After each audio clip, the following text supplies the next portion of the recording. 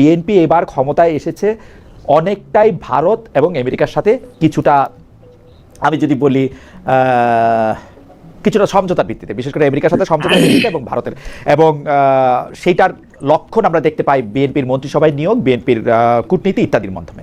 এখন এই কথা সত্যি কিনা আমি পরে শিশির মহলের কাছে জানতে চাইবো যে জামায়াতকে ক্ষমতায় আনা বিজেপি সরকারের জন্য একটা বড় এজেন্ডা কিনা, তাইলে তাতে যাতে তারা তাদের ক্ষমতা সংগঠিত থাকতে পারে, সুসংগত থাকতে পারে। জনাব আজিউল বারী হেলাল, প্রথমে আপনার কাছে জানতে চাই যে একটা আন্তর্জাতিক প্রেক্ষাপট পরিমণ্ডল বিএনপিকে এবার ইলেকশনে আসতে, ইলেকশনে জিততে সাহায্য করেছে কিনা? ধন্যবাদ খালেদ ভাই। আমি এই যে ব্রাত্য রাইসু প্রায় 9 ঘন্টা আগে স্ট্যাটাসটা দিয়েছে, আমি ব্রাত্য রাইসুর এই স্ট্যাটাসটা পড়েছি 9 ঘন্টা আগে দিয়ে। আপনি এখন পড়া শুরু করলেন তখন মনে করতে পারলাম যে হ্যাঁ আমি তো পড়েছিলাম এটা। কিন্তু তিনি যে কথাগুলো বলছে যে অনেক কথা, সব কথাগুলোই আমি একমত না। তিনি প্রধানত টার্গেট করেছেন যে এবারের যে নির্বাচন, ঐতিহাসিক নির্বাচন, এই নির্বাচনকে যদি বলেন যে আমেরিকা বা ভারত নিয়ন্ত্রিত একটি নির্বাচন, যদি বলেন যে নির্বাচনের ফলে যে সরকার, সেই সরকার গঠনের পিছনেও আমেরিকার এবং ভারতের মদদ রয়েছে, হ্যাঁ আপনি অনুমান ভিত্তিক কথা, এটা ব্রাত্য রাইসুটা অনুমান ভিত্তিক কথা। কিন্তু প্র্যাকটিক্যালি আসলে কি হয়েছে? প্র্যাকটিক্যালি হয়েছে কি, বাংলাদেশে একটি নির্বাচন হয়েছে, সেই নির্বাচনে আপনার জনগণ ভোট দিয়েছে। এখন যদি মনে করেন যে এই নির্বাচনটাকে বাধাগ্রস্ত করতে পারতো ইন্ডিয়া এবং আমেরিকা, সেই কথা হয়তো আমি ব্রাত্য রাইসুর এই কথার সাথে একমত। কিন্তু ভোট প্রক্রিয়ায়, ভোট অনুষ্ঠানে, সেখানে তো আমেরিকা বা ইন্ডিয়া বলেন এটা কোনো, আমি মনে করি না, এটা জনগণ তার স্বাধীন মতো ভোট দিয়েছে। এবার আছে সেকেন্ড কথায় যে ডিপ্লোম্যাসিটা, যে বিএনপি বা এই সরকার যে ডিপ্লোম্যাটিক যে ইনিশিয়েটিভ, ফার্স্ট ইনিশিয়েটিভ নিল, এটা হলো ইকোনমিক ডিপ্লোম্যাসি। আমি বিএনপির প্রথম ডিপ্লোম্যাসিটা হলো ইকোনমিক ডিপ্লোম্যাসি। পলিটিক্যাল ডিপ্লোম্যাসি এখানে প্রচ্ছন্নভাবে লুকিয়ে আছে। অনেক কথা বললে আপনি যদি অনেক বিশ্লেষণ তখন বলতে পারবো। ইকোনমিক ডিপ্লোম্যাসি এই জন্য বলছি যে আমরা কিন্তু একটা ডিভাস্টেড ইকোনমিক্স এর উপর দাঁড়িয়ে রয়েছি আমাদের এই, সুতরাং এইখানে আমাদের ইকোনমিক্সকে ভাইব্রেন্ট করতে হবে। সেখানে করতে গেলে আমাদেরকে কোনো একটা পলিসি নিতে হবে। ইকোনমিক ডিপ্লোম্যাসির একটা পলিসি দেখছি যে লুক ইস্ট পলিসি, অর্থাৎ পূর্বমুখী নীতি। এই যে চীন, মালয়েশিয়া, আপনার থাইল্যান্ড, কম্বোডিয়া, আপনার কোরিয়া, এই দিকের জাপান, এই দিকের আমাদের যেতে হবে। এটা এই জন্য আমরা নিয়েছি এই লুক ইস্ট পলিসি, যে আমাদের দল যে প্রতিষ্ঠিত, যে যার আদর্শে শহীদ প্রেসিডেন্ট জিয়াউর রহমান, তিনিও যখন ডিফ্যাক্টো প্রেসিডেন্ট হয়ে উঠছিলেন তখনও তিনি প্রথম চীন সফর করেছেন। এবং এটার কারণ হলো যে চীনের অভিজ্ঞতা আছে, চীনের অভ্যাসও আছে যে বিভিন্ন দেশে ইকোনমিক্যালি আপনার গ্র্যান্টস, ডোনেশনস বা বিনিয়োগ, আপনার অবকাঠামোগত উন্নয়ন, কর্মসংস্থান সৃষ্টি, এক্সপার্টিস বিনিময়, তারপরে আপনার এই যে বিভিন্ন রকম টেকনোলজি বিনিময়, টেকনোলজিক্যালি অ্যাডভান্স কান্ট্রি খুব চীনের এই অভ্যাসগুলো আছে। পৃথিবীর বিভিন্ন দেশে দেশে এই অভ্যাসটা তার আছে। সো এই ক্ষেত্রে আমাদের প্রথম পছন্দই হলো ব্যাক টু ব্যাক দুটি সফর করলাম। দেখেন এইখানে পলিটিক্সটা এখন এখানে যে মালয়েশিয়া দেন চীন। সুতরাং আপনি বিশ্ব রাজনৈতিক প্রেক্ষাপট যখন নিয়ে আসবেন তখন কিন্তু আপনাকে ব্যাক টু ব্যাক দুটো দেশের নামই বলতে হবে, যে আমরা প্রথম সফর করলাম মালয়েশিয়া, তারপর সফর করলাম চীন। সুতরাং আপনি লুক ইস্ট পলিসির কথা বলতেছিলেন, তো আপনি আমাকে ছোট করে শুধু দুটোই কথা বলবেন যে চীনের এই লুক ইস্ট পলিসির কথা কিন্তু গত 50 বছর ধরে, বা মানে এইটা কিন্তু 50 বছর ধরে এই কথা সত্য যে আমরা 50 বছর ধরে শুনে আসতেছি। কিন্তু আমরা কিন্তু দেখেছি যে বিএনপি আমলেই, মানে 2001 থেকে 2006 সরকারের বিএনপি আমলেই সবাইকে বিস্মিত করে বাংলাদেশ তাইওয়ান সরকারকে স্বীকৃতি দেয় এবং তাইওয়ানের সাথে কূটনৈতিক সম্পর্ক গড়ে তোলে। তো ওইটা চীনকে মোটামুটিভাবে ক্ষুব্ধ করে, এবং এইটা আসলে কেন করা হয়েছিল হেলাল ভাই, এটা যদি আপনি একটু বলেন। আর 2 নম্বর হচ্ছে আমরা কিন্তু শেখ হাসিনাকেও, মানে আওয়ামী লীগ সরকারের সাবেক প্রধানমন্ত্রী শেখ হাসিনাকেও কিন্তু বারবার আমরা চীনের কাছে যেতে দেখছি ফিনান্সিয়াল পলিসির কথা বা ইকোনমিক ডিপ্লোমেসি, আপনি যেটার কথা বললেন সেইটা কিছু কথা বলে, এটা পদ্মা সেতু বানাতে কারিগরি আর্থিক সহায়তা, সেটা সাবমেরিন কিনা, আমরা বিভিন্নভাবে আরো হয়তো উদাহরণ দিতে পারবো, মোটা দাগে এই 2টা উদাহরণ দিলাম। এইটা আর এটা একই কিনা? না, পদ্মা সেতু না, পদ্মা রেলওয়ে সেতু, পদ্মার যে রেলওয়ে ওইটা চীন আপনার, আর পদ্মা সেতু এক্সিম ব্যাংকের থেকে লোন নিয়ে করা হয়েছে। এখন কথা হলো যে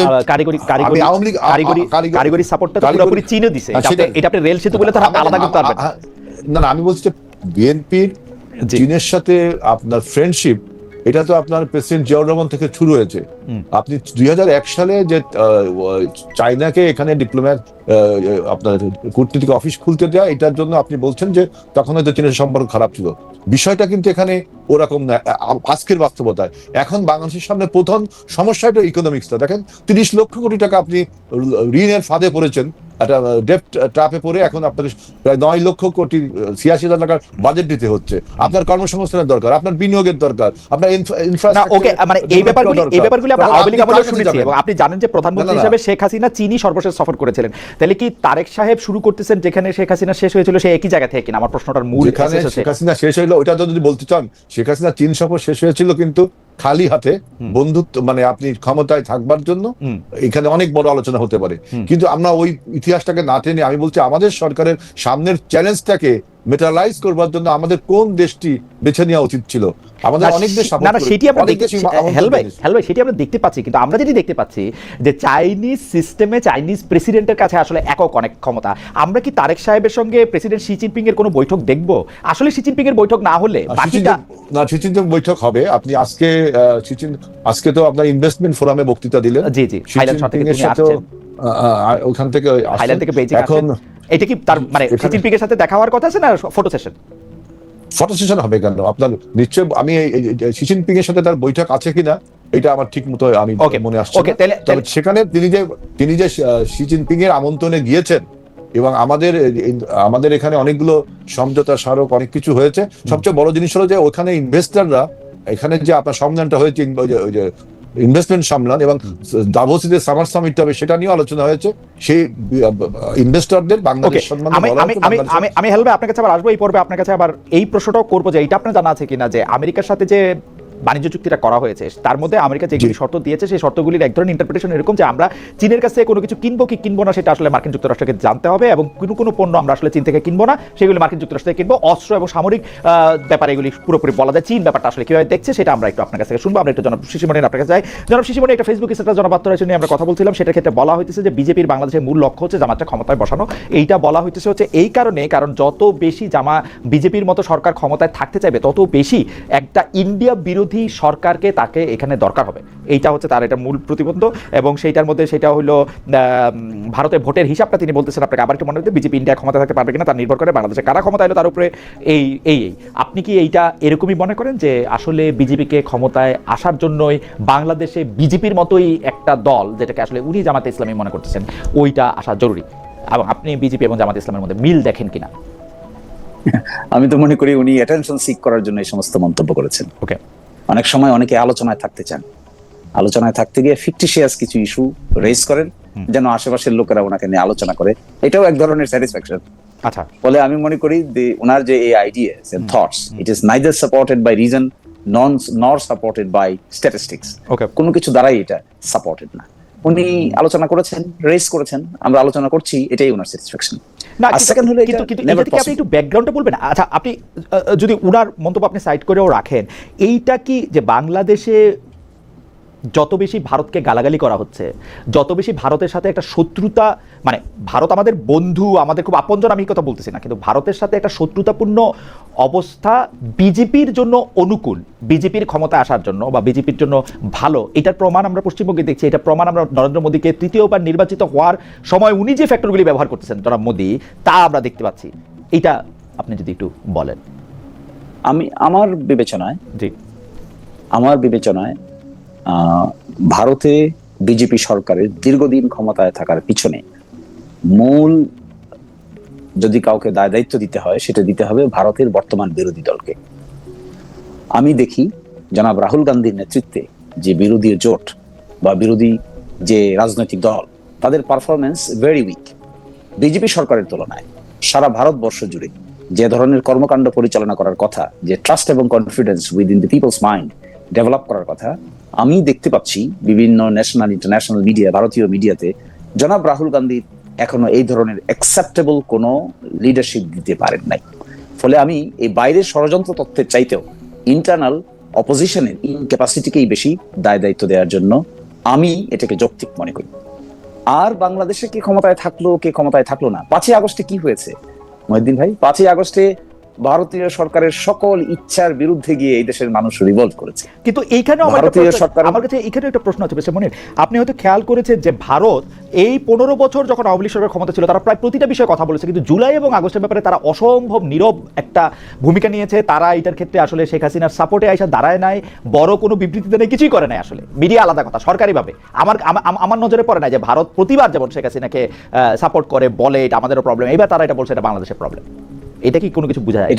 এটার পেছনে কারণ হলো আমরা একটা প্রবাদ পড়েছিলাম ছোটবেলায়, হ্যাঁ। যে অল্প শোকে কাতর আর অধিক সুখে পাথর। তা আপনি তো আমার মনে হয়েছে- আইনজীবী, এইটা বইলে আপনি নাইলে আদালতে জিতলেন, কিন্তু আসলে কি ডিপ্লোমেসি এমনি কাজ করে? না, এখানে আমি দেখতে পাচ্ছি ভাই, স্পষ্ট আমি সিম্পল দেখতে পাই যে এই ঘটনাটায় তারা স্টিফ হয়ে গেছে, পাথর হয়ে গেছে। দীর্ঘদিন তারা বুঝতেই পারে নাই কি তাদের রিয়াকশন হওয়া উচিত। কিন্তু ঘটনাটা ঘটছে, সেকেন্ড হলো জি, বলেন। ঘটেছে, জি। এবং এই মাস আফসারটাকে তারা কি করে হ্যান্ডেল করবে, তাদের ব্যাপারে বাংলাদেশের ইয়াং প্রজন্মের মধ্যে যে ধরনের রিজার্ভেশন তৈরি হয়েছে, এটাকে কি করে তারা নরমাল করবে, কুল ডাউন করবে, এই চিন্তায় তাদের দীর্ঘদিন পার হয়েছে। তাদের মধ্যে দু একজন ডিপ্লোমেটদের সাথে আমাদের আগে থেকেই যোগাযোগ ছিল। আমি তাদের কর্মকাণ্ড কথাবার্তায় বুঝতে পেরেছি দে আর এট এ ফিক্স, তারা নিজেদেরকে লস করে ফেলেছিল। অথবা কি করে? অথবা কোন জায়গা থেকে start এটা হচ্ছে একটা কথা, অথবা তারা আসলে শেখ হাসিনার প্রতি থেকে আস্থা হারায় ফেলছে, যে শেখ হাসিনাকে দিয়ে তাদের আর কাজ হবে না, তাদের নতুন সরকার দরকার। এটাও তো হতে পারে।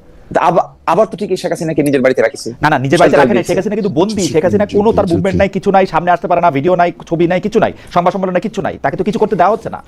এমন না, কি কিছু করতে দেওয়া হচ্ছে না, কিন্তু যেভাবে রাখা হয়েছে, কিভাবে রাখা হয়েছে বলেন, কিভাবে রাখা হয়েছে বলেন? আমাদের কাছে কি কোনো তথ্য আছে? তার যে বেসিক নিডস আছে, বেসিক নিড কে ফুলফিল করছে এখন? না, বেসিক নিডস তো জেলখানা থাকলেও ফুলফিল করে না করে, কিন্তু ওই দেশে তো এর চেয়ে বেশি নিশ্চয়ই তিনি জেলখানায় নাই।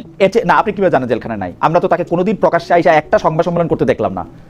আপনি কি করে জানেন? আমরা তো তাকে অনলাইন বক্তৃতা তো মানে জাতিসংঘের যে রুলগুলি আছে সেখানে আপনি ফোনটা কাইরা নিতে পারবেন না, কিন্তু আপনি কি সামনে আসবেন না? আপনি বলেন, আপনি কি একটা সংবাদ সম্মেলন আসবেন না? আপনি কি একটা সাংবাদিকের সাথে কথা বলবেন না? বলছেন আপনি এখনো? আমি দেখি নাই।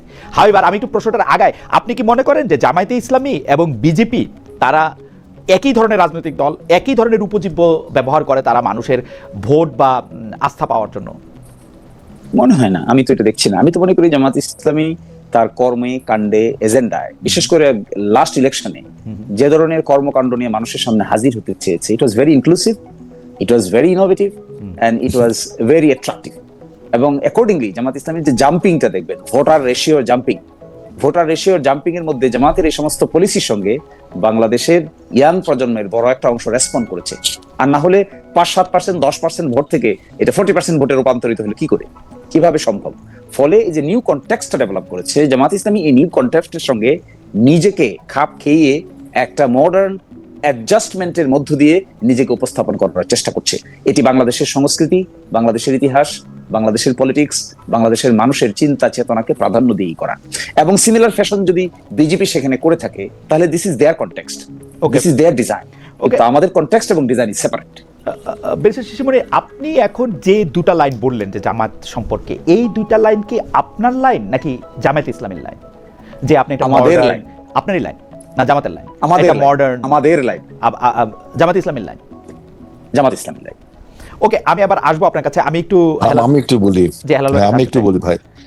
হেলাল ভাই, আপনার তো জামাত ইসলামী নিয়ে অনেক আগ্রহ, অনেক পড়াশোনা। আপনি যদি মনে করেন আমার একটু প্রশ্ন করার সুযোগ, আচ্ছা আপনি বলে নেন। আপনি প্রশ্ন বলেন, আমি প্রশ্ন কথা ভালো হবে। আচ্ছা, না, আমি প্রশ্নটা ওই আগের প্রশ্নটাই করতেছিলাম যে আপনারা যে মার্কিন যুক্তরাষ্ট্রের সঙ্গে একটা চুক্তি করছেন, এবং এই চুক্তি যারা মানে এই চুক্তিটা চীনের সাথে আলোচনায় আপনাদের জন্য মানে সহায়ক, প্রভাবক, নাকি কি হচ্ছে কি আসলে? আমি ইউএস এর কন্ট্রাক্টটা এটারই আলোচনা করবার আগে আমি একটু ছোট করে কথা বলি, ব্যাত্ত রাইসুরের কথাটা বলি। ব্যাত্ত রাইসুর কথাটা একটু শুরু করি। উনি বলছে যে বিজেপির বাংলাদেশের ব্যাপারে মূল লক্ষ্য হইল জামাতের ক্ষমতায় বসানো। উদ্দেশ্য কি, যে এই যে জামাতের যে ঐতিহাসিক ভারত বিরোধিতা, ওইটাকে পুঁজি করে বিজেপি ক্ষমতায় থাকবে, এইটা দেখলাম তার ভাষ্য। তো এখন আসলে কি, আমি ব্যাত্ত রাইসুর প্রত্যেকটা লেখাকে আমি তার অনুমান অর্থাৎ তার যুক্তিগুলোকে আমি আন্ডারমাইন করতে চাই না। তিনি অবশ্যই লিখবেন, তিনি বহুদিন ধরে লেখেন। তার এই ফেসবুক স্ট্যাটাস আমি বহুদিন ধরে পড়ি, অনেকেই আপনারাও পড়েন, অনেকেই পড়েন। আমি এইখানে যে জামাতের যে ঐতিহাসিক ভারত বিরোধিতা, এই কথাটা ব্যাত্ত রাইসুর ভাই কি ঠিক হইলো বলা? কারণ আমরা তো ইউনূস সরকারের সময় দেখলাম জামাত ভারতের পক্ষে কতগুলো কথা বললো, তাই না? তা সেটা কি লোক দেখানোর কথা বলেছিল নাকি আসলে যেমন যেমন যেমন দুই একটা মনে করে দেন তো হেলাল ভাই। যেমন যেমন যেমন ভারতের সাথে ভালো সম্পর্ক রাখতে হবে, আপনার ডক্টর ইউনূস সরকার যখন ক্ষমতায় এসেছিল, ভারতের সাথে আমাদের সম্পর্ক ভালো রাখতে হবে বলেছিল জামাতের আর্মি। জামাত তো এখনো এই কথা বলে, জামায়াত তো ভারতের বিরুদ্ধে যুদ্ধ ঘোষণা করে নাই। আচ্ছা, এইটা গেল। তারপরে দেখেন বলছে যে চীন এবং ইউএসএ বিএনপিকে, চীন এবং ইউএসএ সম্পর্কের উপর বিএনপির সম্পর্ক ক্ষমতায় টিকে থাকবে। আমি যদি আপনার ডাক্তার রাইসুর এই অনুমানকে বা এই সমীকরণকে সঠিক তর্কের খাতিরে মনে করিও, তাহলে দেখবেন যে এই যে মে মাসে যে ট্রাম্পের সফরটা হলো চীনে, চীন এবং ইউএস এর যে মধ্যে যে সমঝোতাগুলো, যে আলোচনাগুলো হলো, সেটা যদি আপনি চীন ভিত্তিক যে পত্রিকা সাউথ চায়না মর্নিং সানে পড়েন, তখন দেখবেন যে চীন এবং ইউএস এর মধ্যে কিন্তু সম্পর্কের যে উত্তেজনা ছিল সেটা কিন্তু অনেকটা প্রশমিত হয়েছে।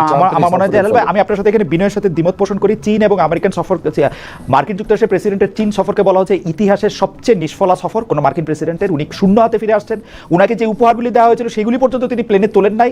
বলা হচ্ছে যে এগুলি বিভিন্ন ধরনের জীবাণু কোয়ারেন্টাইন এগুলি কারণে, কিন্তু আসলে এক ধরনের মানে কি বলে, এক ধরনের নিষ্ফল ইয়ার জন্যই তিনি এটা প্রতীকীভাবে সেগুলি রেখে এসেছেন। সবচেয়ে বড় কথা হলো কোন সমঝোতা স্মারক, এবং অনেকেই বলে থাকেন চীনের এই নিষ্ফলা সফরের কারণে তাকে এই ইরানের সাথে এরকম একটা ডিল করতে হয়েছে। আপনার এই অনুমান যদি সঠিক আমি ধরে নেই, তারপরেও আমি আরেকটা আর্গুমেন্ট আমি কোথাও পড়ি নাই ট্রাম্পের সফরকে কোনো ফলোবান বলা হয়েছে, কোথাও পড়ি নাই। আসলে এই সাউথ এশিয়ান মনিটর পড়ি নাই, নাকি চীনের না সাউথ চায়না মর্নিং পোস্ট পড়ি নাই, কিন্তু আর যেগুলি পড়ছি আমেরিকার পত্রপত্রিকা যেগুলি পড়ছি সেগুলিতে পড়ি নাই। না, আমি বিভিন্ন আলোচনা আপনি বিভিন্ন ওয়েবনারে আলোচনাগুলো শুনবেন। আমি তো আর মনে করেন চীনের ভিতরে ঢুকিনি বা আমেরিকার ভিতরে ঢুকিনি। আপনি যেমন পড়ছেন আমি ওরকম পড়েছি। এখন আপনার এই অনুমান যদি সঠিক মনে করি, আমি আমার অনুমানটা আপনি যদি ভুল ধরেন, তাহলে এখন আমি বলতে পারি যে পৃথিবীর যে ভরকেন্দ্র, শক্তির যে ভরকেন্দ্র, যে আগে ছিল আমেরিকা রাশিয়া, সেটা এখন আমেরিকা চীন হয়েছে, তাই না? এটা তো আপনার এই সূত্র তো ঠিক। তার মানে একটা ভরকেন্দ্র এখন এশিয়ায় আসলো। তাহলে সেই ক্ষেত্রে আপনি যদি আমাদের সাথে চীনের সম্পর্ক থাকে, আর একই সাথে আমরা যদি ইউএস এর সাথেও আমাদের একটা ঐতিহাসিক সম্পর্ক রয়েছে, আপনি যদি বলেন যে কেন ঐতিহাসিক সম্পর্ক রয়েছে, ইউএস এর সাথে বিএনপি সরকারের কখনো আপনার টক্কর লাগেনি। এবার যে চুক্তিটা হয়েছে ইউএস এর সাথে আমাদের, যে চুক্তিটা হয়েছে, যে চুক্তিটা আমাদের হয়নি, ইউনূস সরকারের হয়েছে, সেই চুক্তিটাকে আমরা অ্যাডভান্স নিয়ে যাচ্ছি। আমি এর চেয়ে বেশি কিছু বলতে চাচ্ছি না। আপনাদের এর চেয়ে বেশি কিছু বলারও নাই হেলাল ভাই, কারণ হচ্ছে আপনাদের চুক্তিটাই আপনাদের লোকই ওইখানে বসে করছে। আমার বক্তব্যটা শেষ করি। আমাদের লোক না, আপনাদের বক্তব্য শেষ করি। এখন মন্ত্রী ভাই উনি, সেটা যাই হোক, তিনি মন্ত্রী, তিনি ইউনূস সরকারের সময় এটা করা হয়েছে, তিনি করেনি, ইউনূস সরকার করেছে। আমরা এটাকে এখনো এটাকে নিয়ে আলোচনা, শোনেন, এটা নিয়ে আলোচনা হবে, এটা নিয়ে আলোচনা হবে, এই চুক্তির সবকিছু নিয়ে আলোচনা হবে, আমাদের সব নিয়ে আলোচনা হবে। অর্থাৎ ডিপ্লোম্যাসিতে ব্যালেন্সিং বলে একটা কথা আছে, তাই না? Balancing diplomacy. সুতরাং আপনার এই জিনিসটা ঠিক না। আরেকটা হচ্ছে, এবার আরেকটু বলি যে লাস্ট ইলেকশন যে জামাতের যে 40% না 32+ ভোট, এই ভোটের কারণে শিশির মনির যেটা বললেন যে মানুষ তাদের ভোট দিয়েছে 7 থেকে 32 গেছে, এর স্ট্যাটিস্টিক্যাল ডাটায় আমার অনুমান যে এখানে দেখেন ফিনান্সিয়াল একটা সাপোর্ট জামাত পেয়েছে। এত টাকা ফিনান্সিয়াল সাপোর্ট পেয়েছে যে ইসলামী ব্যাংকের ওই যে আপনার ওই যে একটা প্রকল্প ছিল, কি জানো আপনার কি স্কিম ওটা, RDS রুরাল ডেভেলপমেন্ট স্কিম, 22,000 কোটি টাকা, 22,000 কোটি টাকার কিন্তু আমরা তদন্ত করবো। এই তদন্ত যদি না করতে পারি, এই জন্য দেখবেন যে ও চেয়ারম্যান, তারপরে আপনার ওই এমডি নিয়োগে তারা সমস্যা করে এবং গ্রাহক দিয়ে আন্দোলন হয়। তখন আমি দেখেন, ঠিক আছে আপনি পয়েন্ট একটু পরিষ্কার করে বলেন, মানে জামাত ইসলামী 7 থেকে 32% হচ্ছে 22,000 কোটি টাকা লোক দিয়েছে বলা? না 22,000 কোটি টাকা আমার কাছে। তারা এবার যে টাকাটা মাঠে নিয়ে এসছে, বাংলাদেশের রাজনীতিতে টাকা দিয়ে ভোট কেনার, এটা একটা চাপা উত্তেজনা ছিল, কিন্তু প্রকাশ্যে 1,000 টাকার নোট মানুষকে দেওয়ার ভিডিও আপনারা দেখেছেন। যে পরিমাণ টাকা এবার জনগণকে আপনার টাকা দিয়ে মানুষের গরিবত্বকে কিনে নেওয়া হয়েছে, দারিদ্রতাকে কিনে নেওয়া হয়েছে। আমি পয়েন্টটা বলছি যে জামাতের ভোট বাড়ার যে কারণ, তার একটা পয়েন্ট বললাম, আর একটা পয়েন্ট বলতে দেন। আরেকটা হলো টাকা, সেটা আপনি যে অ্যাডভোকেট শাহরিয়ার কবির দেখছেন যে কিভাবে 1,000 টাকা নোট বিলাইছে, একটা 1,000 টাকা নোট একটা লোককে দিছে ও। ভাই আমরা যারা নির্বাচন করেছি, আমরা দেখেছি যে বস্তা বস্তা টাকা আমরা ধরেছি। এটা পুলিশ, সেনাবাহিনী সব জানে, আমরা বস্তা বস্তা টাকা ধরেছি। জামাতটা আপনার এই নির্বাচনটাকে স্টিগমেটাইজ করার জন্য আপনার এই জিনিসগুলো বলছে এখন দিয়ে দেন, মানে প্রমাণ করুন যে নির্বাচনটা ভালো হয়নি, যেটা আওয়ামী লীগ চাচ্ছেন। সেকেন্ড কথা হলো যে এই যে 7% ভোট, যে 32+ হলো, এখানে আওয়ামী লীগের যে ভোটটা তারা পেয়েছে, বুঝছেন, এইটা হলো আরেকটা। আওয়ামী লীগের ভোট আপনারা পাইছেন হেলাল ভাই? আমরা পাইছি, আমি কি বলছি আমি পাইনি? তারা তো পাইছে, তারা বেশি পাইছে। আমাদের না আপনারা বেশি পাইছেন হেলাল ভাই, আপনারা বেশি পাইছেন। আওয়ামী লীগের লোকের সাথে কথা হয় আমার, সবাই বলে যে বিএনপি দিয়ে দিচ্ছে। আপনি একজনের কথা, বুকে পাথর বেঁধে বিএনপি কে দিচ্ছে। না আপনি স্ট্যাটিস্টিক্যাল ডাটা দেখেন, আমরা 40 থেকে 52 হয়েছি, 40 থেকে 52 হয়েছি, তাহলে আমরা 12% পাইছি যদি ওদের ভোট পেয়ে থাকি, আমাদের কোনো নরমাল ভোট না পায়। তারা 7 থেকে 40 হইতে, তাহলে কত পাইছে আওয়ামী লীগের ভোট? তারা 7 থেকে 40। আপনি স্ট্যাটিস্টিক্যাল ডাটা বলেন, ওই সমস্ত রেটরিক কথা বলে তো লাভ হবে না। আরেকটা কথা বলছে যে তারা নাকি মডার্ন, তারা বলছে যে তারা নাকি মডার্ন। ইসলাম কখনো মডার্ন হয়? ইসলাম তো শুরু থেকেই মডার্ন। আপনি নাম ব্যবহার করেন ইসলাম আর মডার্ন। ওনারা বলতেছেন পলিটিক্যাল পার্টি, ওনারা বলতেছেন পলিটিক্যাল পার্টিটা মডার্ন করতেছেন, দৃষ্টিভঙ্গি মডার্ন করতেছেন। ইসলাম মডার্ন করার সাথে কি হলো? জামাত ইসলামী তো ইসলামের দায়িত্ব নেয় না। জামাতে ইসলাম নাম চেঞ্জ করুন, নাম মতো আপনি তো লোগো বদল করছেন, আপনি নামও বদল করুন, নাম জামাত দল। ওকে, এটা আপনার একটা আর্গুমেন্ট। আমি একটু জনাব শিশির মনির আপনার কাছে আসতে চাই, আপনি যদি এটা নিয়ে একটু কথা বলতে চান, একটু কথা বলে আমি অরিজিনাল প্রশ্নের মধ্যে যাব। ফার্স্ট কথা হলো, আমার ভাই বলেছেন যে আমরা 22,000 কোটি টাকা ফাইন্যান্সিয়াল সাপোর্ট নিয়েছি আরডিএস প্রজেক্টের নামে। সংসদেও দেখলাম মাননীয় স্বরাষ্ট্রমন্ত্রী এই কাল্পনিক তথ্য উপস্থাপন করেছেন। দেশের নেতৃস্থানীয় ব্যক্তিবর্গ এত বড় পদে থেকে এই ধরনের কথাবার্তা যদি বলেন, ওই জাতির জীবনে খারাপই ছাড়া ভালো কিছু হবে না। কোনো তদন্ত নাই, কোনো কিছুই নেই, জানি না 11,000 কোটি টাকা কোথা থেকে কোন আরডিএস প্রজেক্টে গিয়েছে।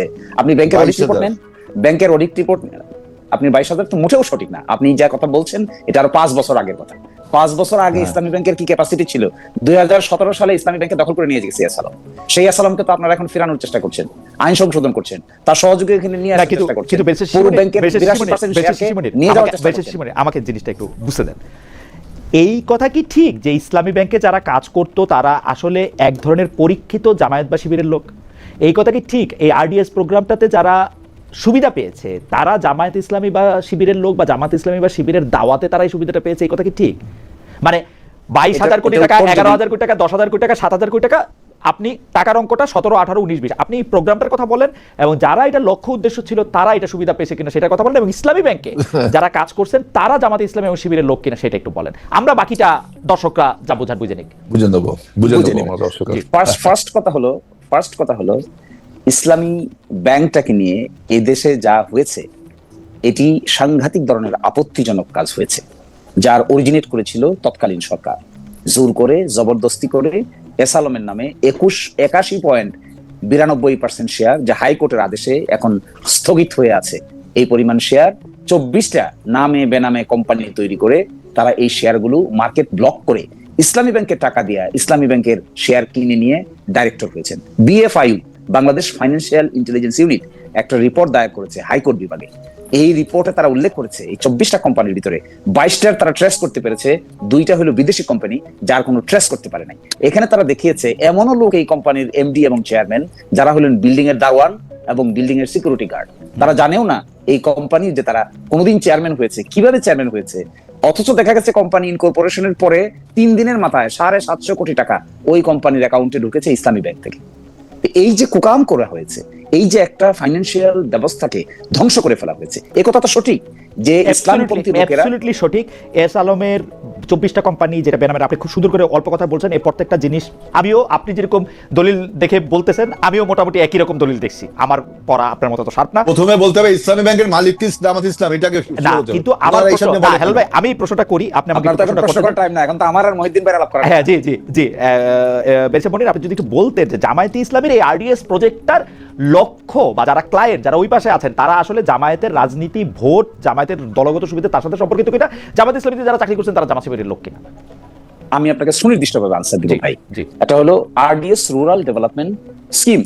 এই rural development scheme is approved by the Bangladesh bank, এবং রুরাল ডেভেলপমেন্ট স্কিমের অধীনে যে পরিমাণ কাজ বাংলাদেশে হয়েছে, আপনি যদি বাংলাদেশ ব্যাংকের রিপোর্টটা দেখেন তাহলে দেখবেন আজ পর্যন্ত বাংলাদেশে সাকসেসফুল যে কয়টা এই ধরনের মাইক্রো ক্রেডিট মেকানিজম সিস্টেমের মধ্য দিয়ে যে কয়টা ক্ষুদ্র উদ্যোগ নেওয়া হয়েছে, তার মধ্যে এটাকে তাদের রিপোর্টে বলেছেন সবচেয়ে বেস্ট ট্রান্সপারেন্স এবং অ্যাকাউন্টেবল মেকানিজম।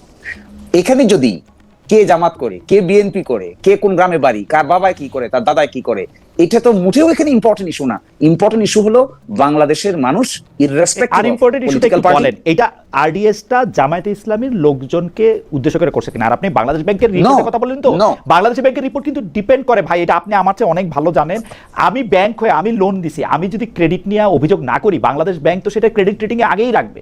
আমি যদি টাকা দিয়ে বলি যে না আমার খুব ভালো হয়েছে, আমি লোন ফেরত পাইছি, আমার এখানে আমি 2 গরু কিনে দিছিলাম, 2 গরুর জায়গায় 4 গরু হয়েছে, তাহলে তো এটার মধ্যে তো কেউ এটার মধ্যে অভিযোগ করবে না। You know it very well. না, এইভাবে কিন্তু শুধু এই আরডিএস মাইক্রো ক্রেডিট প্রজেক্ট না, আপনি জানেন ডক্টর মোহাম্মদ ইউনূসের গ্রামীণ ব্যাংকের প্রজেক্টও কিন্তু প্রথম 10, 15, 20 বছর অনেক ভালো দেখানো হয়েছে, এটা দেখানোই যায়। আমি এটার সুনির্দিষ্ট আনসার হলো, এই ব্যাপারে যদি কারো সুনির্দিষ্ট কোনো তথ্য জানতে হয় তাহলে তাকে ইসলামী ব্যাংক কর্তৃক পরিচালিত এই প্রজেক্টের অডিট রিপোর্ট সহ বাকি জিনিস দেখতে হবে। এবং দেখতে হবে এট দ্য সেম টাইম এখানকার মানিটা ডিফালকেট হয়েছে কিনা সেটা দেখতে হবে। এখন সেইটা না দেখে কেউ যদি এটাকে পলিটিক্যাল রেটরিক বলে পার্লামেন্টে একটা এলোমেলো বক্তব্য দিয়ে দেয়, আমার তো ধারণা এটা অতীতের ব্যাংক ডিফালকেশন সিস্টেম কারো অ্যাক্সিলারেট করবে, এটা উচিত না। আর সেকেন্ড কথা হলো ভাই, কারা কাজ করে এখানে, কারা কাজ করে? দেখেন, ইসলামী ব্যাংকের একটা পরীক্ষা হয়, এই পরীক্ষাটা আইবিএ কর্তৃক কন্ডাক্টেড, ইন্ডিপেন্ডেন্ট পরীক্ষা। এই পরীক্ষায় যে টিকবে সে জামাত করে না কি করে না করে এটা তো দেখার বিষয় না। যদি আইবিএর পরীক্ষায় যেহেতু ইসলামী ব্যাংকিং সংক্রান্ত আমি প্রশ্নপত্র দেখেছি বেশ কয়েকটা স্পেশাল প্রশ্ন থাকে। ইসলামী ব্যাংকিং সম্পর্কে তার আইডিয়া আছে কিনা, ইসলামী ব্যাংকিং সম্পর্কের মুদারাবা, মুশারাকা, কতগুলো টার্মিনোলজি আছে, এই টার্মিনোলজি সম্পর্কে তার ধারণা আছে কিনা। আচ্ছা বলেন তো, একটা স্পেশালি কন্ডাক্টেড একটা ব্যাংক, সে তার যে জনশক্তিকে রিক্রুট করবে তার কাছে ওই যোগ্যতাটা আছে কিনা এটা জানতে চাইতে পারে না? পারে। এটা যদি এখন জামাত ইসলামের লোকজন ভালো পারে, পারতেই পারে, কিন্তু এইবার যাদেরকে চাকরি থেকে বাদ দেওয়া হইলো তারা কি এইরকম একটা পরীক্ষা দিয়ে আসছিল? জামাত ইসলামীর কাছে যখন ব্যাগটা ছিল এরকম একটা পরীক্ষা দিয়ে আসছিল? আর দেখেন, আরো ইন্টারেস্টিং, এই কথা বললে ভাই আমাদের টক শো রেখে আমরা সবাই পালাইতে বাধ্য হব। এবং 10,000 কর্মকর্তা কর্মচারী এস আলম সাহেব নিয়োগ দিয়েছেন যাদের কোনো পরীক্ষাই না হয়, কোনো পরীক্ষা নেওয়া হয় না, কোনো এক্সাম নাই। উনি চট্টগ্রামে গিয়েছেন খাতুনগঞ্জে, মানুষ দেখছে উনি খাতুনগঞ্জে সকালবেলা, আমি একটা ভিডিও দেখাবো আপনাকে, পাঠাবো আমি আপনার কাছে, উনি ওই যে মুড়ি মুরগি বিক্রি করার মতো গাড়িতে যাচ্ছেন, ডানে একজন বামে একজন ওনাকে সিবি দিচ্ছে, এই সিবি ওলা সকল লোকেরা চাকরি পেয়ে গেছে। উনি সকালবেলা একটা চায়ের দোকানে কাজ করতে চা খেতে গেছেন, আমার কাছে চাকরিচ্যুত অনেকে এরকম, মানে পরে যখন জামাত ইসলাম অনেকে আমাকে পাঠায় বলছেন যে তারা পরীক্ষা দিচ্ছেন, তাহলে তারা নিশ্চয়ই সত্য বলেন নাই। নিশ্চয়ই তারা যদি এর মধ্যে, আমি আমার কথাকে এভাবে বলছি, সত্যিকার অর্থে পরীক্ষা দিয়ে যদি কেউ এখানে ঢুকে থাকেন তারপরে তার সঙ্গে মানে সবাই অবশ্যই ঢুকেন নাই এটা আপনি জানেন না? না, আমি এতটুকু জানি ওনাদেরকে বলা হয়েছিল যে বিশেষ স্কিমে হঠাৎ করে যারা জয়েন করছেন তাদেরকে আইবিএর অর্গানাইজ করে একটা পরীক্ষার নতুন আয়োজন করা হোক। ওই পরীক্ষায় যারা উত্তীর্ণ হবেন, অতীতে পরীক্ষা দেন নাই, তারা সবাই চাকরি পাবেন, কন্টিনিউ করবেন। আর যারা এই পরীক্ষাতে অংশগ্রহণ করবেন না তারা অটোমেটিক্যালি, দেখেন ওই পরীক্ষায় যাদের পরীক্ষা নিতে বলা মাত্র 500 জন লোক, রাইট, যাদের পরীক্ষা নিতে বলা হয়েছিল তাদের মধ্যে যারা পরীক্ষা অংশগ্রহণ করেন নাই তারা আগেও কোনো পরীক্ষা দেন নাই, এই তো? এই তো আগেও কোন পরীক্ষা দেন, 500 জন পরীক্ষা অংশগ্রহণ করেছে। ওকে, ঠিক আছে। যারা পরীক্ষা অংশগ্রহণ করেছে, যারা পাস করেছে, সবাই ইসলামী ব্যাংকে আছে। আমাকে যারা বলেছেন তারা বলেছেন যে তারা আগেও পরীক্ষা দিয়েছেন, পরে তাদেরকে আবার পরীক্ষা দিতে বলা হয়েছে। হয় এবার আমি একটু আগাই, আমাদের একজন দর্শক, উনার নাম এলাহিমির, উনি বলছেন আমেরিকার সাথে চুক্তির মাধ্যমে বাংলাদেশকে কলোনিতে পরিণত করা হয়েছে, জামায়াত এনসিপি চুপ কেন? খলিলুর আমেরিকার এজেন্ট, জনগণের ভোটে বিএনপি ক্ষমতা ভোগ করছে, তাহলে গণভোট বাস্তবায়ন করা হচ্ছে না কেন? অনেকগুলি বিষয় বলেছেন। আমি হেলাল ভাই আপনার কাছে আসবো। হেলাল ভাই আপনার কাছে প্রশ্ন নিয়ে আসবো নাকি আপনি বলতে চাইছিলেন? আমি একটু 2 মিনিট একটা বলি, প্লিজ বল। যে ইসলামী ব্যাংকের মালিক কি জামাতে ইসলাম নামক রাজনৈতিক দলের? ইসলাম নাম দেখলে তাদের মালিকানা দাবি করতে হয় কেন? ইসলামী ব্যাংকের চেয়ারম্যান নিয়োগ হবে, ইসলামী ব্যাংকে সেই নিয়োগ নিয়ে গ্রাহকরা যখন আন্দোলন করে, আপনি কি দেখেছেন বাংলাদেশের কোন ব্যাংকের চেয়ারম্যান নিয়োগ নিয়ে গ্রাহকরা আন্দোলন করে? আপনি কি আগে কখনো দেখেছেন? আমরা 3 জনে কেউ কি দেখেছি? আর ইসলামী ব্যাংকের মালিকানা কিভাবে তারা দাবি করে? যদি আরডিএস প্রকল্পে দুর্নীতি হয়েছে কি হয়নি বাংলাদেশ ব্যাংকে, সেটা তদন্ত করার কি বর্তমান পরিষদের এখতিয়ারে পড়ে না? আমি তো দুর্নীতি তদন্ত করতে পারি না? যে চাকরি 17 থেকে সমস্যা কি? এটা নিয়ে হইচই করে কেন? 17 সাল থেকে 24 সাল পর্যন্ত নিয়োগ হয়েছে। আমার কথা শেষ হয় না, কথা শেষ হয় না, আমি জানি আপনি কথা বললেন। আমি দরকার হইলে ব্যারিস্টার মনির আমার ছোট ভাইয়ের মতো ওরে আর কথা বলতেই দিব না। ওর কাছে এটা দাবি। না, না, আপনি আমাকে কথা একটা- বলুন। আপনি আমাকে ঠিক আছে, না, আমি হেলাল ভাই, রাজি। হেলাল ভাই, আমি কথা বলতে হেলাল ভাই, না রাজি। হেলাল ভাই, আমি বলি, আমি আমার প্রশ্নটা কি করে নেই। আমার প্রশ্নটা হচ্ছে বর্তমান ইসলামী ব্যাংক বলে যে প্রতিষ্ঠানটা এক্সিস্ট করে সেইখানে হ্যাঁ। এস আলম সাহেবের সেখানে কি আছে, মানে কি মালিকানা আছে, উনি কি সেখানে এস আলম সাহেবের কি সেখানে কি? এস আলম সাহেবের সমস্ত সম্পদকে সমস্ত শেয়ারকে কনফিসকেট করা হয়েছে, এটা আপনারা সবাই জানেন। এবং এই এস আলম সাহেব এস আলম যে সমস্ত এই ব্যাংকগুলো খেয়ে ফেলেছে তার বিচার আমরা একটা জায়গায় থাকি, তদন্ত এত বড় বড় ব্যাপার সবকিছুই বুঝি হবে। না হেলাল ভাই, এত বড় বড় ব্যাপার বুঝি না। সবকিছু হেলাল ভাই, হচ্ছে, হেলাল ভাই, আমি বলি, এটা আমি বুঝলাম না, তাকে মালিকানা কৈফিয়ত দেওয়া হচ্ছে, বলা হচ্ছে পুরো। আমি দেখলাম ব্যাংক কর্মকর্তা, বাংলাদেশ ব্যাংক বলছে পুরনো যারা শেয়ার হোল্ডার ছিল তারা ওই যে কত পার্সেন্ট টাকা দিয়ে শেয়ার হোল্ডার হতে পারবে। That does not mean share না, এসএলএম হতে না, হবে। মানে তার এটার বিরুদ্ধে meaning তার কি? মামলা আপনি রয়েছে। আমাকে বলেন তার এটার বিরুদ্ধে- মিনিং কি? আপনি আমারে বলেন এটা এটার meaning কি? meaning বাংলাদেশ হলো ব্যাংক যে তার এটা বলছে বিরুদ্ধে- এটার মিনিংটা আচ্ছা। কি আপনি বলেন? পুরনো শেয়ার হোল্ডার অর্থাৎ এস আলম, এস আলম মানে 24টা প্রতিষ্ঠান। আচ্ছা, আমার কথা বলেন, আচ্ছা, আচ্ছা, আমার কথা শেষ হয়নি। জি, আপনি জি। যদি কোনো কথার অর্ধেক এক্সট্রাক্ট নিয়ে না আসেন, না, সরি, এখন আপনি এস আলমের- পুরোটা বলেন, আমি কি এস আলম- একদম চুপ করব? আপনি আমাকে আমি প্রশ্নটা না, খালি আবার একদম করি, চুপ করেন প্রশ্নটা খালি না। আবার করি। আপনি এস আলম cross সাহেব, থেকে- এস আলম- মহিদি ভাই, আমি আপনার প্রশ্ন বুঝছি, ক্রস টক করলে বক্তব্যটা শেষ হবে। ওকে, ওকে, ওকে, আমি বলছি যে না, আমি আপনার থামার বিষয় না। আমি বলছি যে এস আলমের বিরুদ্ধে যে মামলা রয়েছে তার এই মামলা চলমান, তিনি কিভাবে মালিকানা পাবে? তার সেই মামলা তো দোষী হবে, যদি দোষী হয় অবশ্যই দোষী হবে, আমরা সবাই জানি। সে কিভাবে মালিকানা হবে? আপনি অযথা অনুমান করে বলছেন যে ওই নিয়মে এস আলম, আরে ভাই, ওই নিয়মে যে সমস্ত যারা ডিফল্টেড করছে, এই ব্যাংকটাকে তসরুপ করছে, তাদেরকে আপনি যদি আইনের আওতায় না আনেন, বিচার না করেন, মানুষ কি ভালোভাবে নিবে? এটা বিএনপি আমরা যারা করি, আমরা কি ভালোভাবে নিব? কারণ ইসলামী ব্যাংক, আমার বক্তব্য, ইসলাম দেখলে তাদের সবকিছু দাবি করতে হয় কি জন্য? ইসলাম দেখলে তাদের দাবি করতে হেলাল হয়। ভাই, হেলাল ভাই, যদি অভয় দেন একটা প্রশ্ন করি। হেলাল ভাই, অভয় দিলে একটা প্রশ্ন করি। প্রশ্নটা হচ্ছে, আপনি বললেন যে না, এস আলমের ফিরে আসার সম্ভাবনা নাই, কারণ তার মধ্যে মামলা টামলা আছে, এই আছে সেই আছে। তো বাংলাদেশ ব্যাংকের এই সার্কুলেশনটার কি গুরুত্ব ছিল যে পুরনো যারা শেয়ার হোল্ডার আছে তারা আবার এই মালিকানায় ফিরতে পারবে? এটা দিতে হইলো কেন? কার জন্য? আপনার তো ওইখানে কি না, এখন আপনি তো নিশ্চয়ই শেয়ার হোল্ডার। ওখানে কি না না না, আমি তাই ওখানে কি লেখা উচিত ছিল যে এস আলম ব্যতীত আর সকলে দোয়া তুলছে? না না, বুঝলাম, কিন্তু এই পুরনো শেয়ার হোল্ডাররা চাইলে আবার ফিরতে পারবেন। এটা কার জন্য করা হয়েছে? এটা কি শিশিরমণির জন্য করা হয়েছে কিনা এটা আমি জানতে চাই। না না, শিশিরমণি যদি শেয়ার হোল্ডার হয় ওইখানে, তার যদিও দাবি করে, যদি শেয়ার হোল্ডার হয়, তার বিরুদ্ধে যদি এরকম কোনো মামলা মকদ্দমা, তার বিরুদ্ধে যদি এরকম ডিফলকেশনের কেস না থাকে, অবশ্যই তার তো হওয়া উচিত। হেলাল ভাই, আপনি আমারে বুঝাই দেন এটা কেন করা হয়েছে। শিশিরমণিরা নাই ধরেন, এটা আমি বাড়তি আমি তো বললাম, তাহলে কি লেখা কেন উচিত করা ছিল হয়েছে, আপনি বলেন? কেন করা হয়েছে, কেন করা যায়? পুরনো শেয়ার হোল্ডারদের মধ্যে যারা এই ডিফলকেশনের সাথে জড়িত না, তারা এরকম কে আছে ডিফলকেশনের সাথে জড়িত না ছাড়া? কে? সেটা আমি জানি না কারা, যদি কেউ থাকে কিনা। আমি বলি কে আছে? এস আলম আছে, উনি কি একাই ব্যাংকের মালিক? আরো মোটামুটি ভাবে তাই, একাই নামে না, ওনার কত পার্সেন্ট শেয়ার জানেন? ওনার কত পার্সেন্ট জানেন? 82%। 82% শেয়ার। তাহলে আর 18% লোকের কি হবে? ও 82%। হেলাল ভাই, আপনি 82% বাদ দিয়ে 18% জন্য চিন্তা করতেছেন? না না, চিন্তা করবো কেন? আপনি আইনকে সার্বজনীন। আচ্ছা, ঠিক আছে, আপনি শেষ করেন। হেলাল ভাই, আমার মনে হয় আপনি শেষ করেন। আমরা আরেকটা কথা যে শিশিরমণি মানে সে কিন্তু স্বীকার করছে যে ইসলামী ব্যাংকের মালিকানা তাদের। সংসদে বলে আমাদের কোনো ব্যাংক নেই, তাদের আমিরে এবং নায়েবে আমির বাইরে এসে বলে ব্যাংকের মালিক আমরা। এবং জবাবে বলবো, বলেন, আপনি শেষ করেন। জি, আপনি শেষ করেন হেলাল ভাই। এখন আরেকটা কথা বলতে চাই, আমার একটা কথা বলতে চাই যে এই যে মাইক্রো ক্রেডিট যেটা বলছেন যে আরবিএস প্রকল্পের, এখন আপনি ইসলাম নাম দিয়ে এই যে সুদ প্রথা, ওই যে বললেন মুদারাবা আর মুশারাকা, এটা কিন্তু সবাই বোঝে। তা ইসলামী ব্যাংক এই যে সুদ প্রথা চালু করে, তাহলে ইসলামী ব্যাংক হলো না, মানে ইসলামী ব্যাংক মানে তো ইসলাম না। ইসলামী ব্যাংক মানে কি ইসলাম? হেলাল ভাই, একদিন এটা নিয়ে আমরা আলাদা আলোচনা করবো না। আপনার ব্যাপারটা পরিষ্কার, আপনি বলতে চান যে এটা একটা আইন হয়েছে, সেই আইনের ক্ষেত্রে আদালত সিদ্ধান্ত দিবে, সেটার ক্ষেত্রে এস আলমকে সুবিধা দেওয়ার জন্য আসলে বাড়তি কোনো কিছু করা হয় না। এবং জামাতে ইসলামের ক্ষেত্রে মালিকানা আছে কি নাই সেই ব্যাপারটা আমি এরকম করে দেখি, জামাতে ইসলামী করে এরকম বহু লোকের ইসলামী ব্যাংকের শেয়ার থাকতে পারে, তার মানে তো এটা জামাতে ইসলামী দলের একটা ব্যাংক বা প্রতিষ্ঠান হয়ে যায় না।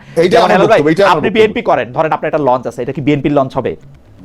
না, একই রকম একটা যদি আপনার একটা ব্যাংক থাকে, আপনার যদি একটা সমবায় না, ব্যাংক তো আপনার বাংলাদেশ ব্যাংকের আইনে চলবে, রাইট, কিন্তু এটা তো একটা ব্যক্তি মালিকানা থাকতে পারে। যেমন ধরেন মীর কাসেম আলী এটার মালিকানার মধ্যে ছিলেন, মালিকানা তার নিশ্চয় অংশ ছিল, হয়তো তার পরিবারও থাকতে পারে। এটা কি জামাতে ইসলামের মালিকানা আপনি বলবেন? আমি তো বলবো জামাত ইসলাম দাবি করছে, সংসদে দাবি করছে, বাইরে দাবি করছে। আচ্ছা, না, সংসদে দাবি করে নাই। আমাদের ব্যাংক বলতে আমাদের দলের ব্যাংক, জামাত ইসলামের ব্যাংক নাই।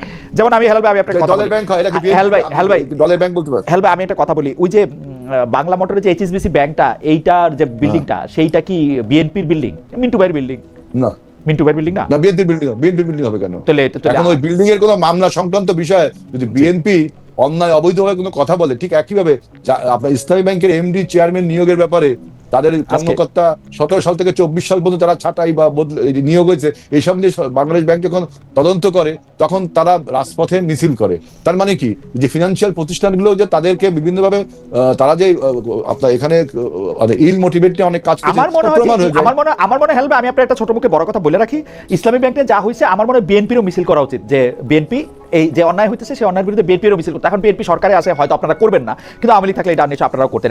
কোন অন্যায় বিএনপির বিরুদ্ধে? আমরা বরং তো ব্যাংকটাকে সেভ করছি তাই জামাতের হাত থেকে। ওকে, আমার মনে হয় ইসলামী ব্যাংক থেকে আমি একটু ইসলামী ব্যাংক থেকে বাইরে হই। আচ্ছা, আমি একটু স্নেহের ব্যারিস্টার শিশির মনির, যারা আমি অনেক শ্রদ্ধা করি, তার কাছ থেকে আমি একটা 1 মিনিট শুনি। আমরা একটু আগাইতে হবে ব্যারিস্টার। 1 মিনিট আমি নিচ্ছি। আমার ভাইয়ের প্রতি শ্রদ্ধা রেখে আমি কথাটা বলছি। I am very respectful to him. At the same time আমি শুধু এতটুকু বলছি, আমরা ডিসেন্সি এবং মরালিটির মধ্যে আমি মনে করি ইসলামী ব্যাংকের অতীত সরকারের আমলে যেভাবে ডিজিএফআই কে ব্যবহার করে জবরদস্তি করে ডাইরেক্টরশিপ গুলোকে ট্রান্সফার করে নিয়ে এসালম একা 82% শেয়ারের মালিক হয়ে বসে আছেন, বিএনপি সরকারের জন্য জাস্টিস হবে তারা যদি বলতে পারে ইয়েস, যে প্রক্রিয়ায় এই শেয়ারগুলোকে ডিজিএফআই এর মাধ্যমে ওয়েস্টিন হোটেলে নিয়ে বাধ্য করে ট্রান্সফার করে নেওয়া হয়েছে, বিএনপি সরকারের উচিত হবে সেই প্রকৃত লোকদের কাছে সেই মূল্যে এই শেয়ারগুলো ফিরিয়ে দেওয়া। তখন আমরা বিএনপির প্রতি will be much more trustworthy. আমি কি ছোট্ট করে একটা জিনিস আপনার কাছে জানতে পারি, যে আপনি আসলে আপনি যথেষ্ট তরুণ, আপনার বয়সে আপনি অনেক বেশি সত্য কথা বলার জন্য অনেক বেশি আপনি নানা কারণে আপনাকে এও বলে সেও বলে। আমি আপনাকে একটা সরাসরি প্রশ্ন করি, আমি অবশ্যই আপনার এই বক্তব্যের সাথে একমত। ইসলামী ব্যাংকের এই শেয়ার ক্ষেত্রে যেরকম ভাবে একটা প্রতিরক্ষা গোয়েন্দা সংস্থাকে ব্যবহার করা হয়েছে, যেভাবে এটা করা হয়েছে, সেটার ক্ষেত্রে আসলে আমি দেখতে চাই যে এটার ক্ষেত্রে জাস্টিস আসুক। কিন্তু আমি একটা প্রশ্ন আপনাকে করতেই চাই, জামায়াতে ইসলামী এই ইসলামী ব্যাংক নামক সফল আর্থিক প্রতিষ্ঠানটিকে রাজনৈতিক কারণে ব্যবহার করেছে কিনা, আজকে 10 বছর ধরে, গত 15 বছর ধরে এটি করেছে কিনা রাজনৈতিক কারণে, জনসমর্থন পাওয়ার জন্য, তার চাকরি দেওয়ার জন্য, টাকা প্রজেক্ট করে টাকা দেওয়ার জন্য? কখনো করেনি, এখনো করবে না, ভবিষ্যতেও কোনোদিন করবে না। কিন্তু জামাতে ইসলামী চায় এই যে একটা উদ্যোগ নেওয়া হয়েছে, বাংলাদেশে পরপর বেশ কয়েকবার 1 নম্বর ব্যাংকে রূপান্তরিত হয়েছে, প্রফেশনালি ভায়াবল, পুরা সাউথ এশিয়ায় it's a very good example. যাদের ত্যাগে, যাদের কষ্টে, যাদের ঘামে, শ্রমে এরকম একটা প্রতিষ্ঠান ডেভেলপ করে, তাদের প্রতি অন্যায় করা, রাইট? এই অন্যায়টা জামাত ইসলামী কি সব অন্যায়ের বিরুদ্ধে কথা বলে, মনে করেন দেশ ও রাষ্ট্রের বিরুদ্ধে, যে এখানে আর্থিক প্রতিষ্ঠানের বিরুদ্ধে যত অন্যায় আছে তা কথা বলে, নাকি Jamaat Islami pick and choose করে? যেইটা আসলে হেলাল ভাই ইঙ্গিত করলেন, আমি সরাসরি বলি, Jamaat Islami pick and choose করে ইসলামী ব্যাংকের বেলায়, Jamaat Islami pick and choose করে হচ্ছে ইবনে সিনার বেলায়, Jamaat Islami pick and choose করে তার সব প্রতিষ্ঠানের বেলায়, কিন্তু অন্য সব কিছুর ব্যাপারে এরকম ভাবে করে না। এই আপনার এই ক্রিটিসিজমটাকে আই এম অ্যাকসেপ্টিং ইট। উচিত জামাত ইসলামীর যেখানেই ফাইন্যান্সিয়াল ডিফালকেশন হবে, অনিয়ম হবে, অন্যায় হবে, জামাত ইসলামীর দায়িত্ব is to protest each and everyone. কিন্তু প্র্যাকটিক্যালিটি হলো সবগুলো তো আসলে সমভাবে সম্ভব হয়ে ওঠে না। যেখানে যতটুকু দেওয়া দরকার, সেটা জামাত ইসলামী এখন যে ধরনের রাজনৈতিক দলে পরিণত হয়েছে, এটা শুধু তাদের নিজস্ব ইস্যুর বাইরে গিয়েও জাতীয় ইস্যু, আন্তর্জাতিক ব্যাপার এবং বাংলাদেশের 20 কোটি মানুষকে অ্যাড্রেস করা, এটা তাদের দায়িত্ব। আমি উদাহরণ দেব শিশু মানে, আমেরিকার সাথে বাংলাদেশের একটা বাণিজ্য চুক্তি হয়েছে, সেই চুক্তির ব্যাপারে খলিলুর রহমান স্পষ্ট বলছে যে আমি বিএনপি এবং জামাতের সাথে কথা বলে চুক্তিটা করছি, যেহেতু মাত্র 3 দিন আগে। জামাতের আমির প্রথমে ছোট গলা কইরা, খুবই এমন ভাবে শোনা যায় না এমন করে বলছে যে আমাদের সাথে কোনো কথা হয় নাই, কিন্তু তারপরে জামাতে ইসলামী এইটা নিয়ে আর একটি কথাও বলে নাই। আমরা কিন্তু আমেরিকার ইসরায়েলের অন্যায় আক্রমণ টুয়ার্ডস ইরান, এইটার ক্ষেত্রেও জামাতে ইসলামের অবস্থান আমরা দেখছি ধরি মাছ নাচুই পানি অবস্থান। এইটারে জামাতে ইসলাম নিজের মনে করে না, নিজের মনে করে কখন? তার যখন ব্যবসায় আক্রান্ত হয়, তখন তার যখন টাকা পাওয়ায় আক্রান্ত হয়, তার যখন এইটাতে আক্রান্ত হয়, তখন সে করে। বেশি মনে, আপনি যদি একটু বলতেন যে আমার এই দেখাটা ভুল কিনা। না, আমি আপনাকে ভুল বা শুদ্ধ এত বড় কথা বলার মতো আমার মানে এত অধ্যক্ষ নাই, কিন্তু আমি বলছি এটা যে ওকে, জামাত ইসলামী সাধারণত মানুষের নেচার কি ভাই, মানুষের নেচার তো এটাই, যে জিনিসের সঙ্গে আপনার গভীর মমত্ববোধ থাকে সেই জিনিসে আপনি রিঅ্যাকশন বেশি শো করেন। এটা মানুষের নরমাল, এটা হলো মানুষের একটা নরমাল ফেতরা। তারপরেও Jamaat Islami as a political party, এত বড় বিরোধী দল, তাদেরকে আর শুধু নিজেদেরকে নিয়ে ব্যস্ত থাকার সময় নাই। এখন দেশ এবং মানুষের জন্য পার্টিকুলারলি কথা বলতে হবে, ইস্যু অ্যাড্রেস করতে হবে, এবং এই ইস্যুগুলো যদি অ্যাড্রেস করতে না পারে, তাহলে জামাত ইসলামী বিরোধী দল হিসেবে ফেইল হবে। এবং এই জায়গায় আমি মনে করি we should be much more accommodative, আরো অনেক বেশি এক্সপার্টিজের প্রয়োজন, আরো অনেক বেশি ইয়াং ট্যালেন্টেড মাইন্ডকে আমাদের সঙ্গে সংযুক্ত করা প্রয়োজন। তাহলে আমার ভাই যে সমস্ত কথা বলতেছেন আমরা মডার্ন হলে উনি কষ্ট পান, ইনশাল্লাহ আমরা মডার্ন হলে ওনারা আরো খুশি হইতে পারবেন। দারুণ বলছেন বেশ মনির। আমি হেলাল ভাই চট করে কিছু বিষয়ের মধ্যে দিয়ে চলে আসি। আওয়ামী লীগের সময় আমরা বেশ কিছুবার গুম কথিত বঙ্গবন্ধু এভাবে অত্যাচার নিপীড়ন হত্যা দেখেছি, এর প্রতিবাদ করেছি, বিচারপতি সব হত্যা কর্মকাণ্ড বন্ধ করতে বলেছি। কিন্তু আমরা ফরিদপুর ডিবি হেফাজতে ছাত্রলীগ কর্মী, যদিও মানে ছাত্রলীগ এখন নিষিদ্ধ, এই 3 মৃত্যু হয়েছে ডিবি হেফাজতে, এরকম ঘটনা দেখছি। অনেক ঘটনা সামনে আসছে না, কিছু কিছু ঘটনা আমরা জানতে পারছি, অনেক ঘটনাই জানতে পারছি না বলে কেউ অভিযোগ করছেন। বিচার বহির্ভূত হত্যাকাণ্ড, গাজোয়ারি মামলা, এগুলি আগের মতোই আছে বা আগের থেকে অনেকখানি বেড়েছে। আপনি যদি আমাদেরকে আমি এই হাইপোথিসিসটা একটু বলি। আমার প্রথমে একটু যে জিনিসটা যে আপনি বলছেন যে এসালমের জন্য পুরো ব্যাংকের বলা হয়েছে পুরনো শেয়ার হোল্ডার, এখানে কিন্তু আরো 7টি ব্যাংক ছিল, আপনারা ভুলে গেছেন। Social Islami bank, first security bank, global bank, union bank, Exim bank, Al Arafah bank, 7টি ব্যাংক। এদের শেয়ার হোল্ডার আছে না? সম্মিলিতভাবে 7টি ইসলামী ব্যাংকে এক করে আওয়ামী লীগ আপনার এই কাম করছিল। এখন সেটা ভেঙে গেছে, এখন 7টিকে ভেঙে দেওয়া হয়েছে। এখন এই সমস্ত এদের তো শেয়ার হোল্ডার আছে, সেই জন্য বলা হয়েছে পুরনো সব শেয়ার হোল্ডাররা। এসালমকে টার্গেট করে বলা হয়নি। একটা বক্তব্য গেল। এখন দ্বিতীয়টা শুনেন যে সিঙ্গাপুর থেকে এই ইসলামী ব্যাংকের কি করা হবে না করা হবে তা নিয়ন্ত্রণ করতেছে এখন। উচিত না তো? না, উচিত অনুচিতের প্রশ্ন না ভাই, করতেছে কিনা আমার এরকম কোনো তথ্য নেই। অন্তত যদি করে তাহলে তো সেটা একটা সমস্যা। এটা করেনি। যদি করে সরকারের, আমি করছিলাম জানা। ইসলামী ব্যাংক এখন কার নির্দেশে বা কার ইয়াতে পরিচালিত হচ্ছে? একটা পর্যবেক্ষক নিয়োগ করা হয়েছে, দেখছেন তো আপনি? পর্যবেক্ষক নিয়োগ করা হয়েছে, আগের কমিটি ভেঙে দেওয়া হয়েছে, নতুন কমিটি করা হয়েছে। এই পর্যবেক্ষকদের সাথে এসালমের কোনো সম্পর্ক নাই, থাকা উচিত না। এখন যদি থাকে তাহলে আমার ধারণা নেই। আমি আমার সরকার যেহেতু সরকারের একজন আমি লোক, মানে এমপি বা আমি সরকারের দলের একজন ব্যক্তি, আমি মনে করি যে থাকা উচিত না। যদি থাকে, সেরকম প্রমাণ থাকে, তাহলে আমিও এর বিরুদ্ধে কথা বলবো। এখন বক্তব্য হলো যে আইন শৃঙ্খলা পরিস্থিতি আপনি দেখছেন যে আগের থেকে মানে আমরা উন্নতির দিকে নিয়ে যাচ্ছি, যে পুলিশ বাদী হয়ে কোনো মামলা করে না। ফরিদপুর যে ডিবি অফিসে যে ঘটনা ঘটছে, এই ঘটনার পুলিশকে অবশ্যই আপনার তদন্তের আওতায় আনা হয়েছে, এবং সেখানে আমি যতদূর জানি পুলিশকে তদন্তের আওতায় বিচার আনা হয়েছে যে কি ঘটনা ঘটেছে। এরকম পুলিশ হেফাজতে কোনো আসামির মৃত্যু কোনো রাজনৈতিক কর্মী আমরা কামনা করতে পারি না, কারণ 17 বছর এটার বিরুদ্ধে আমরা আন্দোলন করেছি, এবং এরকম কোনো কিছু হচ্ছে এবং পুলিশ বাদী হয়ে কোনো মামলা করছে, রাজনৈতিক হয়রানি কোনো মামলা হচ্ছে না। আপনার চোখ তো কিছু এরা না, এরকম কি হইতেছে যে প্রতিমন্ত্রীর বিরুদ্ধে রিপোর্ট করছে, সাংবাদিক জেলে চলে গেছে? হ্যাঁ, এটা দেখলাম। এখন সেই যেই পুলিশ সাংবাদিককে আপনার জেলে নিয়েছে, তার জন্য মন্ত্রী মহোদয় তার বক্তব্যে বলেছে আমি কোনো পুলিশকে বলিনি, বরঞ্চ আমি উকিল নিয়োগ করেছি যাতে সাংবাদিকটা ছাড়া পায়। আমি উকিলও নিয়োগ করেছি। এখন ওই মন্ত্রী সাহেবই আবার উকিল নিয়োগ করছে? তাহলে কি উকিল নিয়োগ করছে? আপনি দেখেন, উকিল নিয়োগ করে ছাড়া পায়। হেলাল ভাই,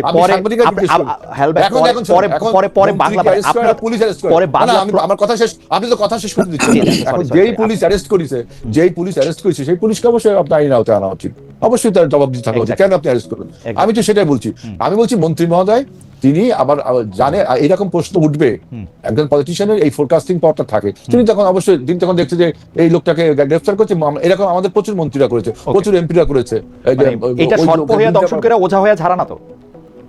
পুলিশ এখন যদি গ্রেফতার করে ভাই, সেই পুলিশকে তো আইডিয়া হতে হবে, পুলিশকে তাই বলতে হবে যে মন্ত্রী মহোদয়। পুলিশের কাজ একটু কমে গেছে মনে হয়, পুলিশ হচ্ছে মন্ত্রীদেরকে অভিযোগ করতেছে, তারে গ্রেফতার করতেছে, একটু কমছে মনে হয় কাজ। না, এরকম কোন মন্ত্রী কখনো পুলিশকে, তাহলে তো পুলিশের বিরুদ্ধে ব্যবস্থা নেওয়ার জন্য এই যে দুটো ঘটনা বললেন ফরিদপুর এবং এই যে আমাদের মন্ত্রী মহোদয়, এই দুটো ঘটনার বিরুদ্ধে পুলিশের বিরুদ্ধে তো তদন্ত নিয়ে ব্যবস্থা নেওয়া হচ্ছে। তো আসলে কেন গ্রেফতার করলো, ব্যবস্থা নেওয়া হচ্ছে। তো সুতরাং আপনি এটা বলতে পারেন না। তার মানে আওয়ামী লীগের আমলে যে সমস্ত কারণে আমরা আন্দোলনটা করলাম, সেই কারণগুলো আবার যদি ফিরে আসে, সেই ব্যবস্থা আমরা করবো কেন? অবশ্যই আমরা এই জন্য আপনি যত মানে স্পষ্ট বলেছেন, আমরা অবশ্যই আশা করবো যে সরকারও তার দৃঢ় পদক্ষেপে এগুলি জিনিসকে কখনোই আসলে ওয়েলকাম করবে না। আমাদের একজন দর্শক ইটস আলম শফি, উনি প্রশ্ন করেছেন, খালেদ ভাই আপনি প্রায় ব্রাত্য রাইসের পোস্ট পড়ে আলোচকদের প্রশ্ন করেন, ব্রাত্য রাইস কি কোনো নিরপেক্ষ বা জ্ঞানের স্ট্যান্ডার্ড বাংলাদেশের জন্য? তাহলে বলতাম সবাই ব্রাত্যের পোস্ট পড়ুন, আমার এটা নিয়ে কোনো কিছু বলার নাই। আমি দর্শকদের জানতে চেয়েছিলাম যে কার্যক্রম নিষিদ্ধ থাকা আওয়ামী লীগ দল হিসেবে নিষিদ্ধ হবে কিনা সেটা আদালতে নির্ধারিত হবে, মন্তব্য করেছেন প্রধানমন্ত্রী তথ্য উপদেষ্টা ডক্টর জাহিদুর রহমান। প্রিয় দর্শক, এই অবস্থান সমর্থন করেন কিনা? শতকরা 54% দর্শক এই অবস্থাকে সমর্থন করেছেন, শতকরা 46% সমর্থন করেন নাই, 8.7 হাজার ভোট দিয়েছেন। জনাব শিশিমণি, আপনি জানেন যে নিজ দলের 4 জনকে বহিষ্কার করে জামাত একভাবে স্বীকার করে নিয়েছে যে গত মঙ্গলবার ধানমন্ডিতে সাংবাদিকদের হামলা করেছিল তাদের নেতাকর্মীরা। হামলা করা, মারধর করা ফৌজদারি অপরাধ, বহিষ্কারই কি এর সমাধান কিনা? একজন আইনজীবী হিসাবে এর আইনি প্রতিকার কিভাবে হওয়া উচিত? মঙ্গলবারের ঘটনা অন্তর্বর্তী সরকারের আমলে হওয়া মবের ঘটনাগুলির ধারাবাহিকতা কিনা? জামাত নেতা হিসাবে বা আপনার আইনজীবী হিসাবে আপনি বলতে পারেন যে আমি কোন সাংবাদিকের উপর ফিজিক্যালি কোনো অ্যাটাক হবে, কিংবা মেন্টাল কোনো টর্চার হবে, কিংবা কোনো ডিসঅ্যাডভান্টেজ পজিশন ক্রিয়েট করা হবে, এটাকে আমার দলের লোকেরাই করুক আর যেই করুক, আমি কখনো এটাকে সাপোর্টের পক্ষে নই। ইনস্ট্যান্টলি তাদের বিরুদ্ধে দলগত ব্যবস্থা নেওয়া হয়েছে। কিন্তু কেউ যদি অপরাধ করে থাকে, ক্রাইম, এই ক্রাইমের কারণে দলগত ব্যবস্থা নেওয়া যথেষ্ট নয়। এবং এই ক্ষেত্রে ক্রাইম যদি কেউ করে থাকে, তাহলে সংশ্লিষ্ট লোকের উচিত হবে ওই ধরনের ব্যক্তিবর্গকে আসামি করে মামলা দায়ের করা, এবং অ্যাকর্ডিংলি আইন যেভাবে চলার কথা সেভাবেই চলবে। সেখানে যদি অপরাধ করে থাকে, ফিজিক্যাল অ্যাসল্ট হয়ে থাকে, ডাক্তারের রিপোর্ট থেকে থাকে, তাহলে অ্যাকর্ডিংলি সিম্পল হার্ট হবে না গ্রিভিয়াস হার্ট হবে, এইভাবে সেটা অগ্রসর হবে। এবং সেটা নির্ভর করবে যে ব্যক্তি আহত হয়েছেন, যে ব্যক্তি এটা শিকার হয়েছেন, তিনি কি আইনি পদক্ষেপ নিচ্ছেন। এবং তিনি যদি আইনি পদক্ষেপ নেন, আমরা এক্সপেক্ট করব এবং আমি নিজেও চাইবো আমরা সকলে তাকে সহযোগিতা করব, যেন এই ধরনের ঘটনা ভবিষ্যতে কেউ ঘটাতে সাহস করতে না পারে। তাহলে আমি একটু প্রশ্নটা করি যে 23শে জুন নিষিদ্ধ, আপনারা যারা আইন করে যাকে নিষিদ্ধ করেছেন যে রাজনৈতিক দলটি, সে আওয়ামী লীগ তার প্রতিষ্ঠাবার্ষিকী উপলক্ষে বিভিন্ন কর্মসূচি আয়োজন করবে এরকম কথা বাতাসে শোনা যাচ্ছিল। জামায়াতে ইসলামী কি মানে পার্টিগতভাবে সিদ্ধান্ত নিয়ে সেইটা ঠেকানোর জন্য রাস্তায় ছিল সেদিন? জানো শিশিমণি, আমি জানি তারপরে আপনি কি প্রশ্ন করবেন, এটা আমি অ্যান্টিসিপেট করতে পারছি। জি জি, কিন্তু তার আগে আমি আমার প্রশ্নই এখন মোটামুটি ভাবে জানা থাকতেছে আপনার। আপনাকে আমরা চিনতে পেরেছি। জি জি জি জি জি জি জি, আপনাদের পারস্পরিক এটা চেনা জানা হয়েছে, রাইট রাইট। তো এখানে এই বিষয়টা হলো, আসলে আমি এটা যেভাবে দেখি, আমি দেখি দুটো ভাগে। একটা হলো রাজনীতির বিষয়, রাজনৈতিক রেটরিক থাকে, এই রাজনৈতিক রেটরিকটা পক্ষে বিপক্ষে অনেক কথা হয়।